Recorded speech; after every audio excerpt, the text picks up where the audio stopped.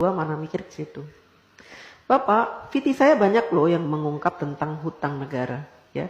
Bahkan kalau saya live, saya selalu bahas tentang hutang negara. Ya, mungkin Bapak yang tidak paham tentang hutang negara. Saya akan jelaskan sekali lagi, ya.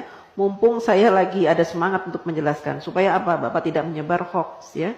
Bapak tidak berpikiran jahat terhadap pemerintah, ya.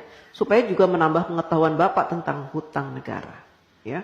Mudah-mudahan saja penjelasan saya nanti membuat Bapak agak terbuka matanya, kupingnya, ya, pikirannya, wawasannya. Jadi begini Pak, hutang negara, setiap negara ingin mengajukan hutang kepada IMF atau World Bank gitu ya, atau kepada negara-negara lain gitu ya, kepada negara-negara yang mau memberikan hutang, maka harus disepakati oleh wakil-wakil Bapak. Di mana? Di DPR RI. Ya. Bentuk negara kita memang mempunyai aturan seperti itu. Presiden tidak bisa memutuskan segala sesuatunya, apalagi perkara hutang sendirian.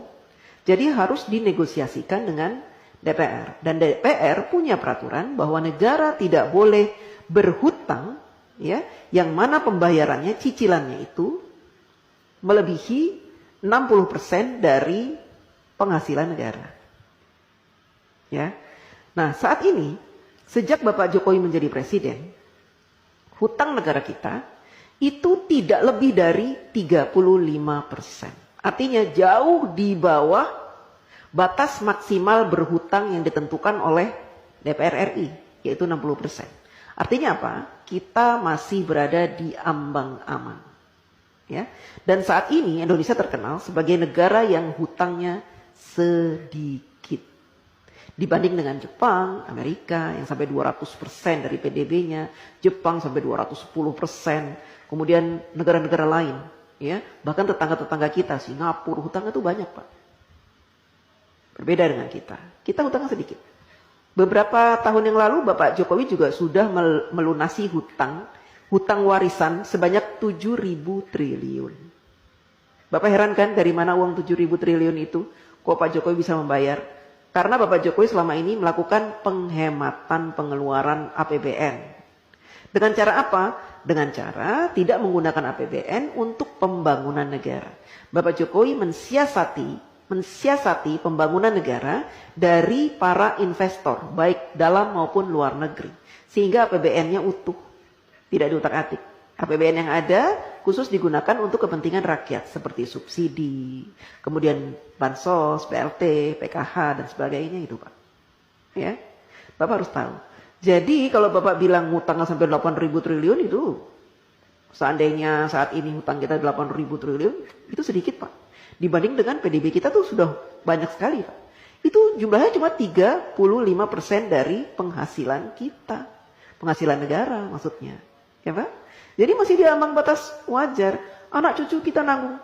Tidak Pak, dulu juga gitu. Katanya Pak Harto berhutang banyak sampai 20.000 triliun. Nanti anak cucu nanggung. Saya tidak merasa menanggung. Saya sudah dewasa, sudah besar, sudah tua, setua ini. Tidak pernah saya merasa menanggung beban hutang negara, tidak. Itu kan hanya kiasan-kiasan yang diberikan oleh orang-orang yang membenci pemerintah. Ya, jadi mereka membuat rumor-rumor seperti itu. Supaya apa? Supaya kita membenci pemerintah. Kan gitu.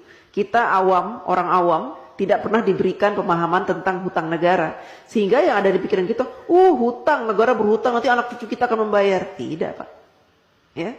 Selama pemerintahan itu baik, memberikan kesejahteraan kepada kita, memberikan gaji UMR yang pantas, ya, kemudian memberikan peluang-peluang untuk usaha, sehingga kita punya penghasilan setiap bulan, dan memberikan lowongan-lowongan pekerjaan yang sangat banyak, maka kita tidak terbebani oleh hutang negara Pak. Ya, apalagi sekarang pemerintah sudah membuka banyak sekali lowongan dengan dibukanya smelter-smelter, proyek-proyek hilirisasi, itu akan membuka ratusan ribu lowongan pekerjaan Pak buat bangsa Indonesia, dan itu akan menjadi penghasilan yang akan dinikmati dan sehingga kita tidak dibebani oleh hutang itu.